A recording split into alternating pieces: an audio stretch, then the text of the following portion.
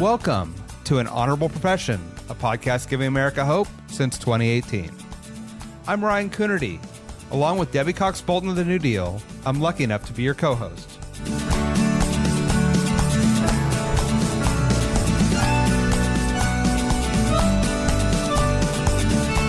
An Honorable Profession is a New Deal Leaders podcast.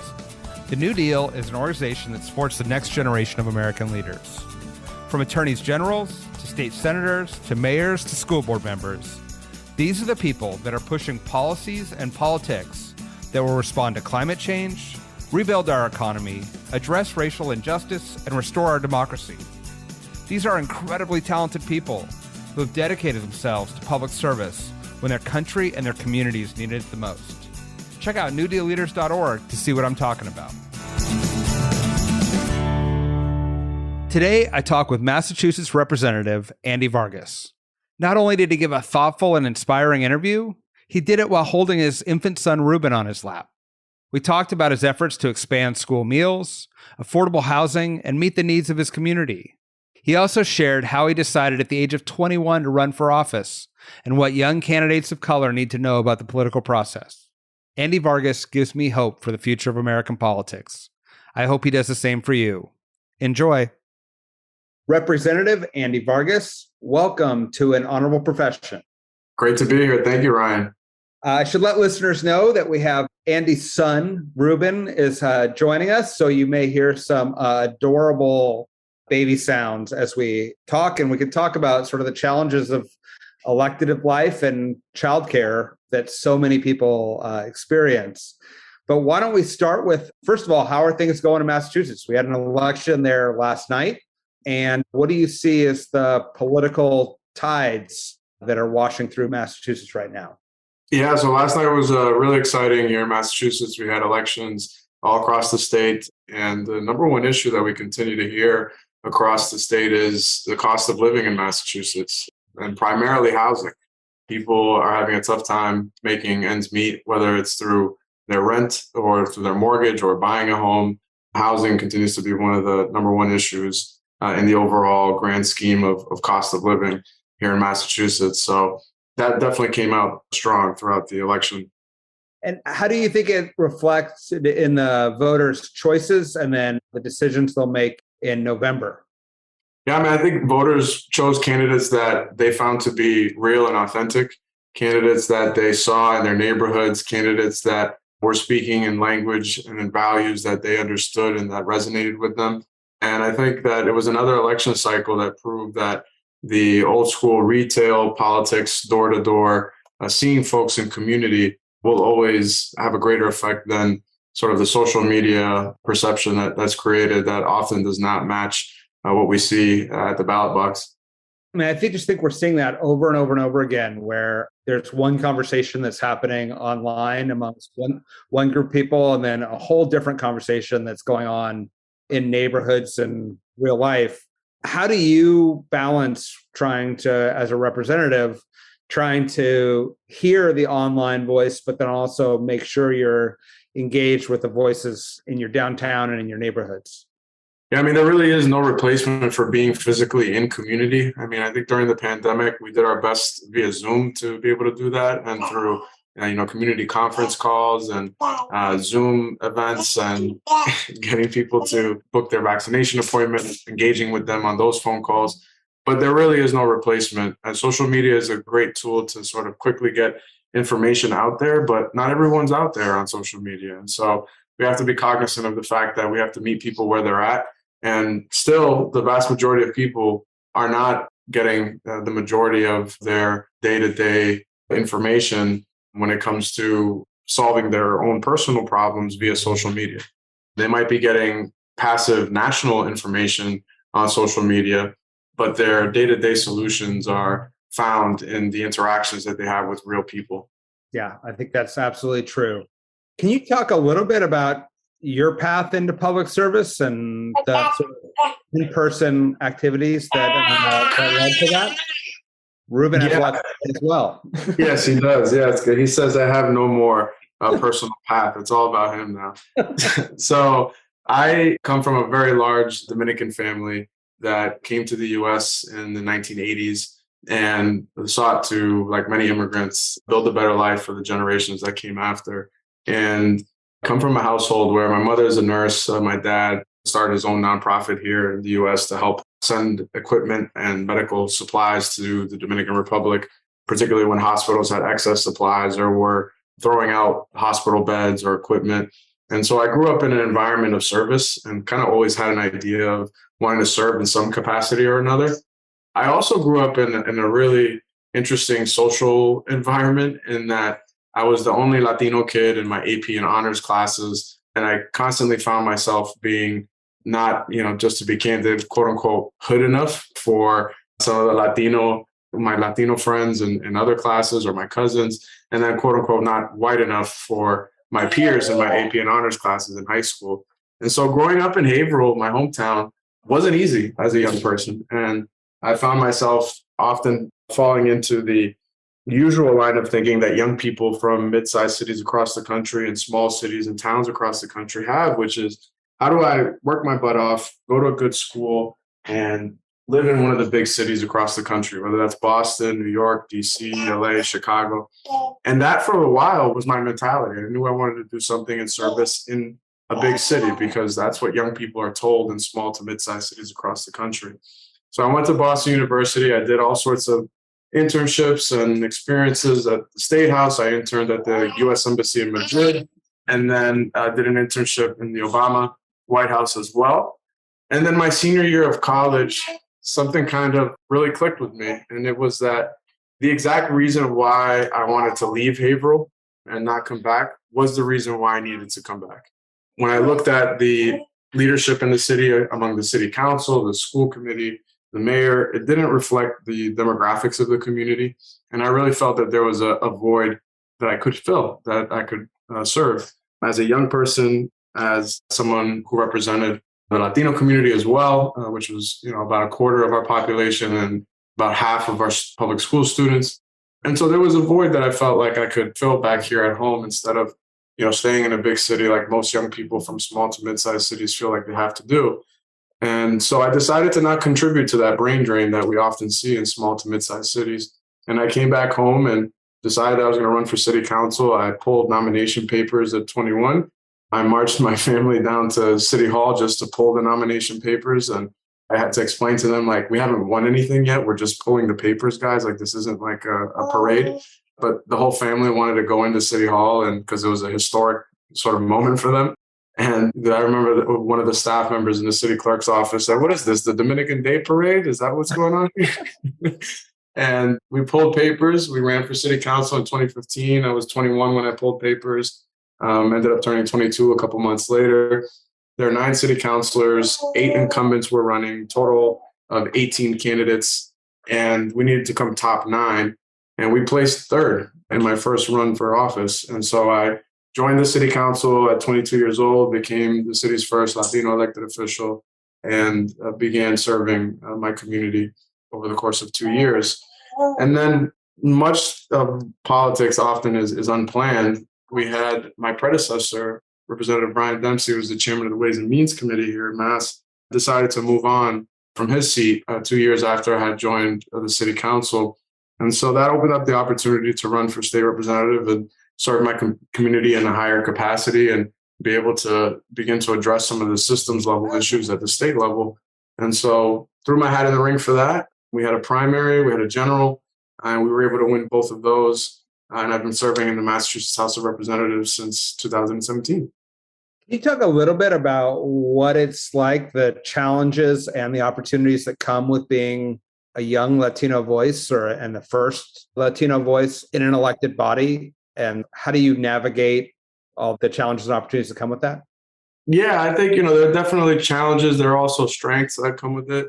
When I joined the city council, particularly as a young person, there's all sorts of notions that people have around young people in our politics, right? That young people are impatient, that they are unreasonable, that they want to blow up the system overnight.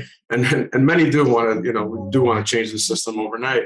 But the reality is that, many of us know that it takes time, it takes coalition building, it takes relationship building to actually move an agenda forward.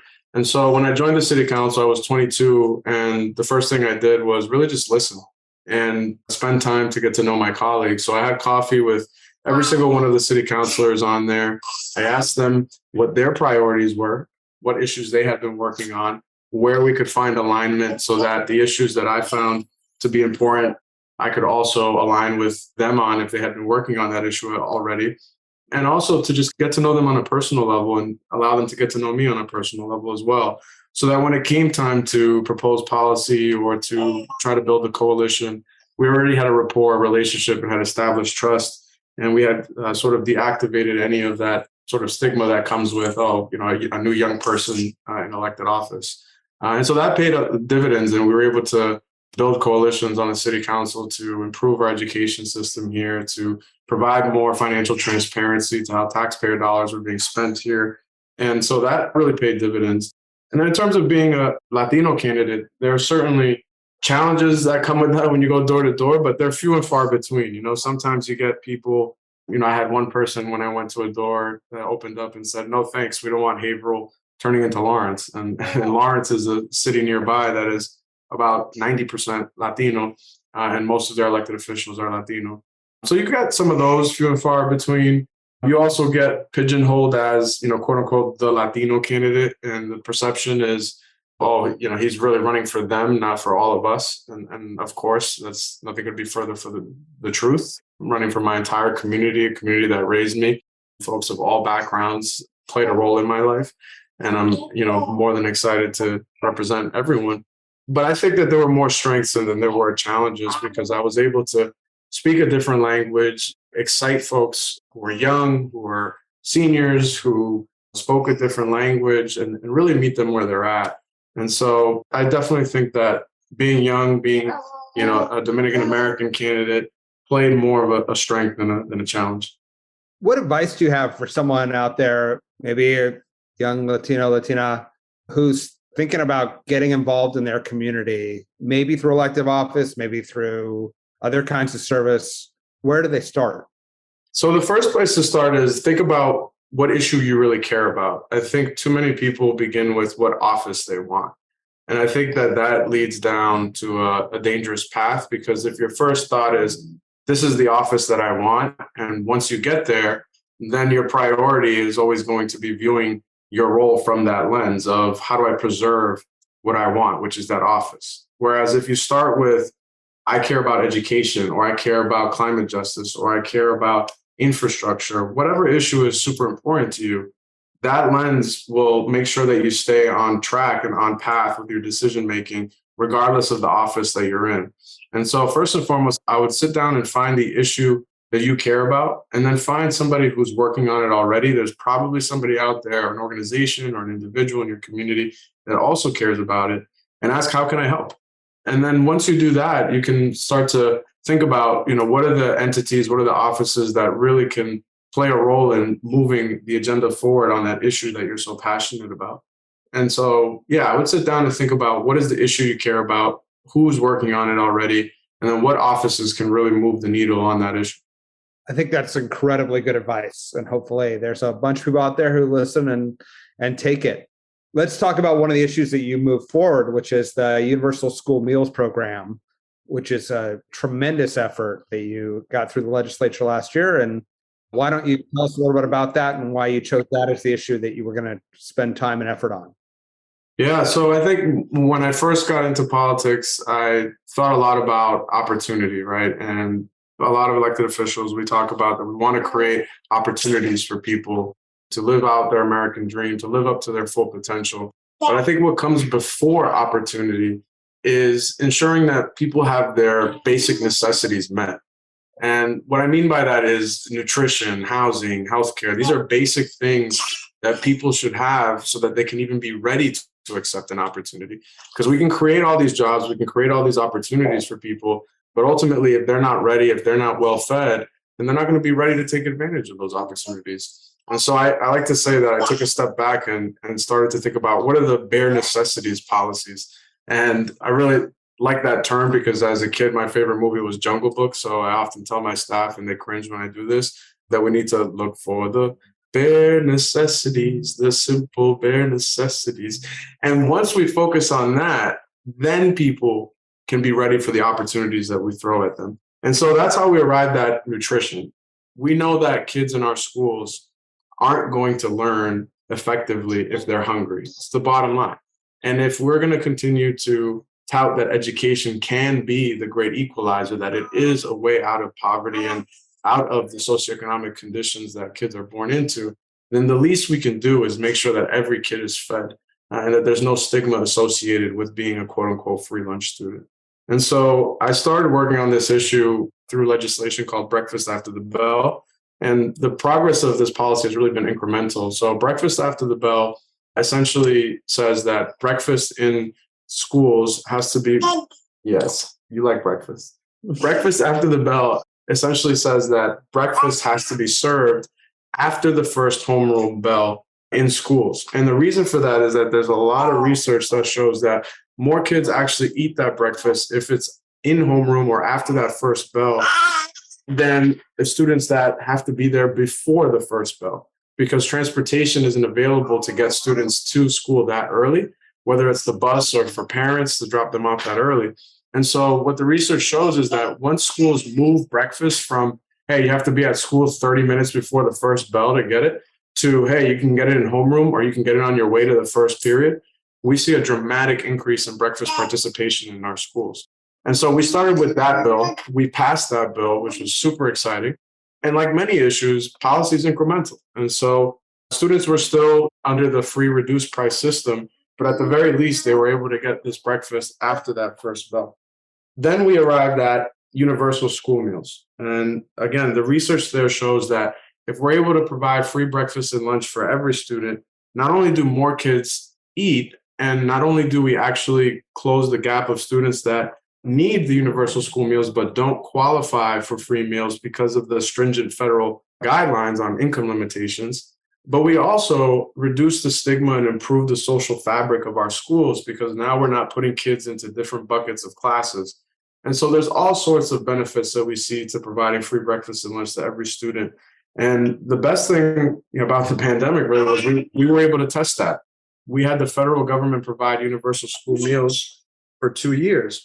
And from that, we were able to get some really good data around how high the participation rates jumped once we made it available to everybody and what the social effects were on the student body. And so from that, this last year, we were hoping that the federal government would extend universal school meals, but unfortunately they did not. And here in Massachusetts, we had a bill to permanently make all school meals free for every student. What we were able to get passed, thankfully, is a 1-year extension. So for the entire school year, this year, students will have universal free breakfast and lunch. And the hope is that we'll be able to make it permanent next session if the federal government doesn't step up to the plate. It's an amazing policy and so impactful. And I got to say, we were mentioning before we got started that Ruben would be by far our cutest podcast guest. You're also our first singing podcast guest. So all kinds of firsts going on this. Oh, boy. Apologies in advance. No. It's fantastic. So as you said, right, like it's about these fundamental issues that people are looking to government to solve. And if we can get at them, we can move the needle. You've also done a lot of work on zoning and affordable housing. Can you talk about not only what you've done, but how to engage in that, what is often a difficult conversation at the state and local level around these issues? Yeah, I mean, look, one of the main challenges of housing is that it's so localized, right? And we're also dealing with decades worth of zoning decisions and systems level decisions that still have repercussions today. And so I think the reality is that the state has to take a more active role in producing housing, creating the right carrots and the right sticks for municipalities to produce housing, because candidly, most aren't going to do it on their own, regardless of the fact that they need it, right? Every municipality here in the Commonwealth is affected by our housing crisis in some way. And so every municipality has to play a role in ensuring that we're producing the housing necessary for our workforce, for our seniors, for students, for first-time home buyers. Every level of housing stock is needed here. And so last session, we were able to pass in the Economic Development Bill legislation that mandated that we create multifamily zoning near transit-oriented locations. And so any city or town that lives within a certain radius of a commuter rail stop, a subway stop, a bus station stop, is going to have to zone for multifamily housing near that stop. Now, this isn't going to completely solve the housing crisis on its own, but it's a tool in the toolbox to make sure that we're producing housing in different communities across the state. And I also think that there's a sort of misconception around affordable housing and who needs it, right? I mean, you see this all the time. People hear about an affordable housing project coming to their community and they're up in arms about, why do we have to have low income housing? Why can't we just have market rate? The reality is that the people who need that housing are their neighbors, right? We have in Haverhill, for example, about 42% of the population qualifies for some form of subsidized housing, right? Almost half of all of our residents would qualify for whether workforce housing, affordable housing, some level of subsidized housing. And so this idea that affordable housing is about the others, right? That the others are coming, quote unquote. No, they're about us, right? They're about our neighbors, they're about our friends, our family members, teachers, residents, everyday people that you know. And so we have to start to change the culture around that and make sure that people see housing as the huge positive that it is and see it as existential, because it is. It's not hyperbole. Housing is an existential crisis to our state because people can't afford to live here. And if people can't afford to live here, then companies aren't going to move here because they can't acquire the talent, and so on and so forth. So housing is a big priority of mine. We have a broader piece of legislation as well that we filed and that we're working on for next session relative to accessory dwelling units and inclusionary zoning. But we're really excited about the multifamily zoning that we were able to pass and is now taking effect, and hopefully will produce a lot more housing across the state. Are you seeing the projects starting to form and be proposed as a result of your laws? So the guidelines just got finalized, and cities and towns will have about a year to come into compliance. However, we do know of several developers that have gotten excited about the opportunity now to be able to build in areas that perhaps they wouldn't have been able to before. How do you decide going into a legislative session what areas you're going to focus on? And there's a lot of need out there. Where you be able to focus your time and energy to try to move the needle forward for your constituents? So the number one area where we get our policy ideas are from our constituents. We look at, first and foremost, what are we getting via our constituent services? What are the number one cases that we're getting are either impossible to solve or have some really good policy ideas coming through them? And so housing continues to be the number one constituent case that we get, both by volume and by the number that we literally cannot solve because there's nowhere to place people. So that's why housing continues to be a big, priority for me. So sort of constituent services is one area where we get a lot of our policy ideas. The other area is just sheer research, knowing the pulse of your district, knowing the problems that residents are facing, and then going out and doing some research around what are some best practices, some policies that other states might be doing, what are some areas that we might be missing here in Massachusetts. And then the third bucket is talking to advocates. Of course, advocates have their own ideas and their own agendas to move forward. And so we spend some time talking to folks in the policy areas that are priorities for us so that we can nail down some specific policies that we think we can build coalitions for that actually have a chance at passing next session. So I would say those are the three areas: is the sort of constituent services, general research, and then hearing from advocates. Fantastic. So what's next? Well, I guess actually before we get to what's next, I'm super curious.